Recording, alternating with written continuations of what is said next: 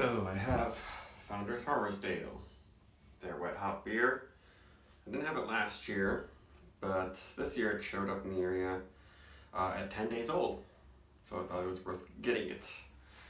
So they don't tell you much at all about this beer. On the label it just says Harvest Ale, wet hop ale. On their website they do say it's an IPA, and it does say it's 7.6% alcohol and 70 IBUs. Otherwise, they've never told you anything about exactly the process, the hops, the malts, or anything, I guess. Founders doesn't usually tell you that much stuff.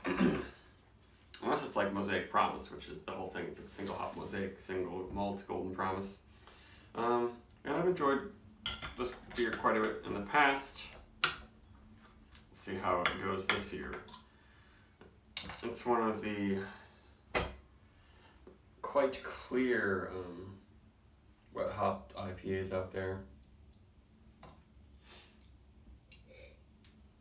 But it's still, in the past, has managed to create a lot of fruitiness and interesting character. Yeah, that's looking just about how I remember it. And almost totally clear, like a very light mist in there. I can't really see any tiny particles actually, but it's not actually filtered. Head looks pretty good. Carbonation about medium or so. Let's just get it all in there. Yeah, quite nice head.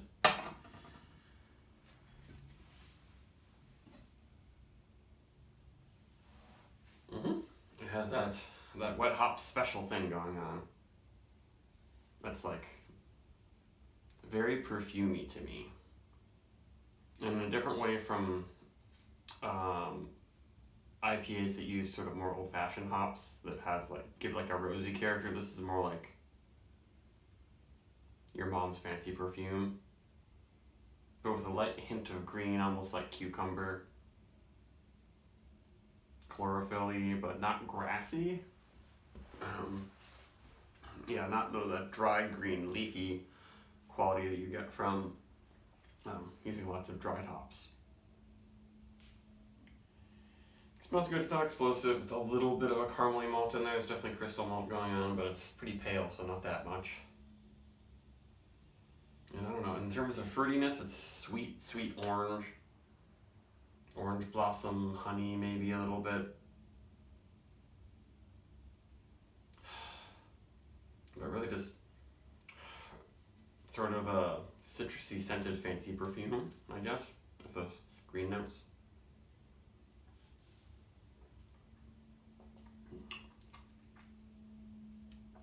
Yeah, it takes me back. I haven't had a beer quite like this in a long time. They say 70 IBUs, and that seems pretty high because it's not very bitter, at least after the first sip. But I'm not used to having these beers that are super duper clear. And I'm sure it is heavily dry hopped. They say pine, melon, citrus notes, I guess so. But it's just so hard dealing with such an old-fashioned style beer. This is like you're going back to Sierra Nevada Pale Ale type hoppy beers. Maybe a little lighter on the crystal malt. But and they definitely don't use Citra and Mosaic and Galaxy in this. This is more old-fashioned hops. So it's a different kind of fruitiness. It's weird, like, for the 2017 batch, looks like I said it was tropical and stuff, but I'm not really getting tropical notes.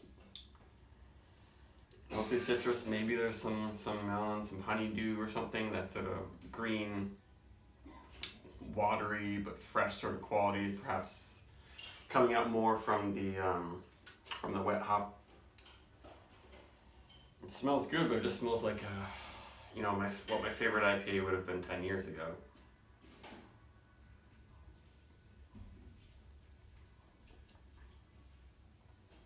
It actually reminds me maybe a little bit of like Pliny the Elder. That sort of style, but maybe a toned down a bit, less bitter. It has a close to a sort of silky-ish mouthfeel like that, which I enjoy. Otherwise, it seems like it's kind of a light body for a 7.6.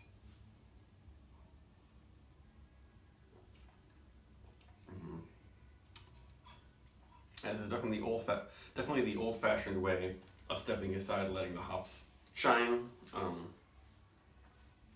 There's a little bit of sweetness to keep it, really, really floral and honey-like and citrusy. And now I'm getting some earthy bitterness and spiciness coming in finally.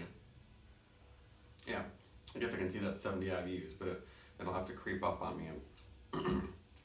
But yeah, pretty low on the crystal malt, I guess. But it's not the current popular way, at least the hazy IPA way of displaying hops for sure.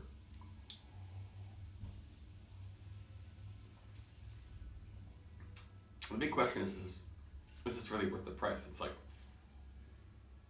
it's as expensive as per ounce as, hot hazy IPAs. And the wet hops do add a special experience to it, and I don't know how many beers, especially on the East Coast, many wet hop beers on the East Coast are being brewed in this style, so you can kind of experience the hops a little bit more directly, perhaps.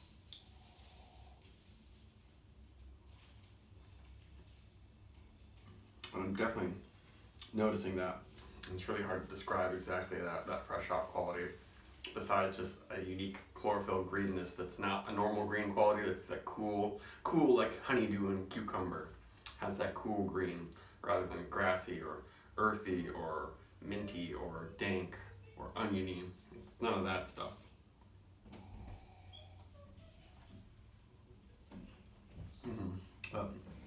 It's good, but I don't know. Maybe I won't get it in the future unless I'm really in the mood for it and I find it this fresh. Because I have some other wet hop beer that after the first week, it seemed like it kind of lost that special fresh hop quality.